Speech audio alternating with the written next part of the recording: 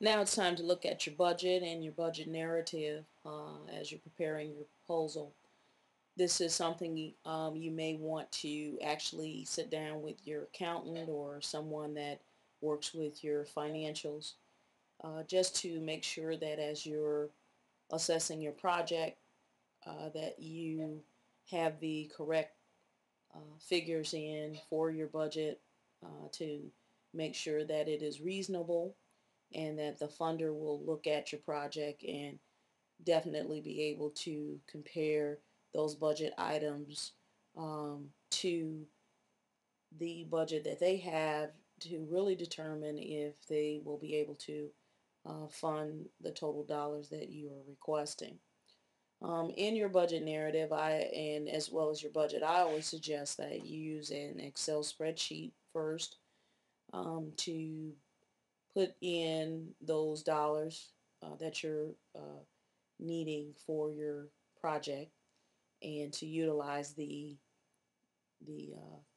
calculation features in Excel to develop formulas to make sure that your numbers are correct. But in your budget, you will want to have some of these categories. These are basic categories that normally you'll see in an RFP. They're at times based upon the proposal. There will be other categories, but these are some of the basic ones that you'll see.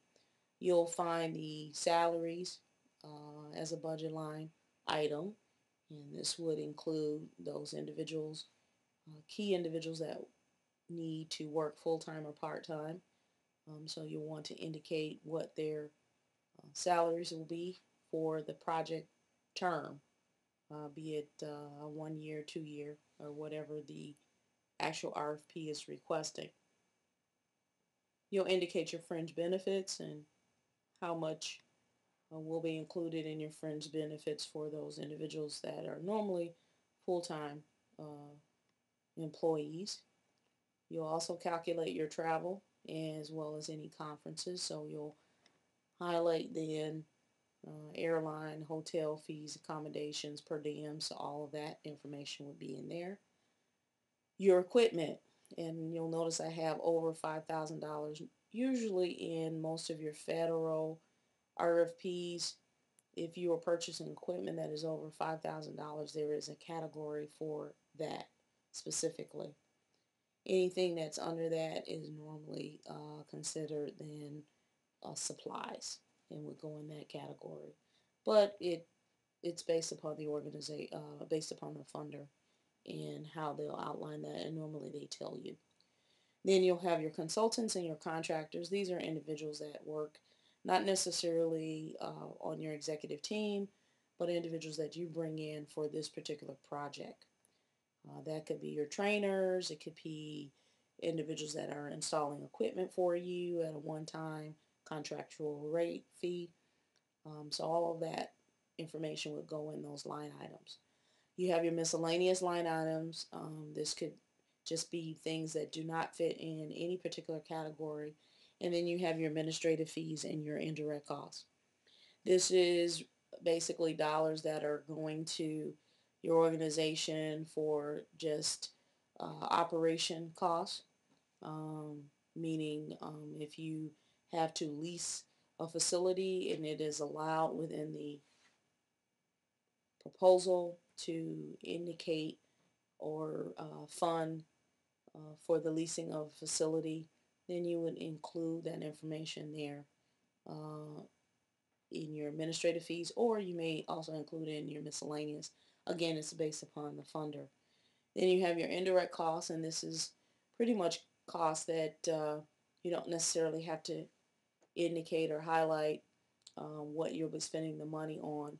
Normally with funders, this can only be between 8 to 10%, or maybe sometimes 6%, but again, they usually indicate it in the RFP. When you're completing your Excel spreadsheet with your budget, then you will want to then do a budget narrative. Normally you'll type this in a word processing software like Word. And what you'll do is go back and then indicate in detail everything that you have outlined in your budget. For example, if you're having salaries in your budget, then you'll indicate that you have one project director at $27 an hour at $10 a week, equaling then the total amount times 1 year or 12 months. So you'll show specifically if this person is full-time, if this person is part-time, and how much they'll be making. That is a budget narrative. The same would go for each of the other categories. With your travel, you'll show where you're going, how much the registration cost is, how much the air flight's going to be, how many nights you're going to stay. So you will break down every single thing in your budget narrative. And it is important to make sure that these are costs that are reasonable. A funder will look at this in great detail to just make sure that you're not having a fun day with a shopping list, but you're actually utilizing this opportunity to purchase things for your project to make sure that you can meet your goals and your objectives that you have stated and outlined for them. So basically, this is pretty much the basic template that you will prepare from beginning to end. And once you have this information, this will be helpful for you as you begin to research for grants and begin to then answer their RFP questions and copy and paste this information and tweak as you need to in order to then develop your proposal, submit your proposal, and then also hopefully be very successful in getting an award for your project. So with that being said, I'd like to offer, if you have any questions or you need any other professional services, you can always email us at tamora@twallsconsulting.com, or you can call us at 312-420-7211. And also our website is www.twallsconsulting.com. And this is how you can reach us with additional questions or also professional services. Also, I'd like to note that if you've connected with us through the Grants Funding Network, please share this with others and have them sign up.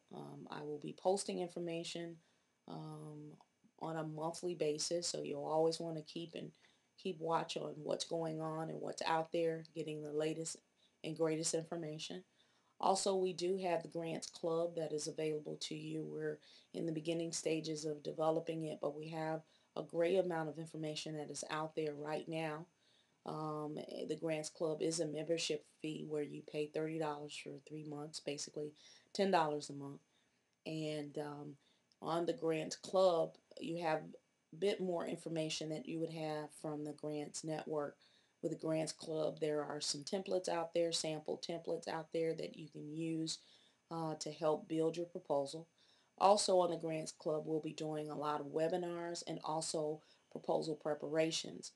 So proposals that are coming out during the year, we will take some of those proposals and actually do presentations with those proposals. So we'll go step by step through the proposal and help you to possibly answer those questions or clear up some questions and help you prepare your proposal so that then you have a better opportunity of submitting a better proposal to get funded.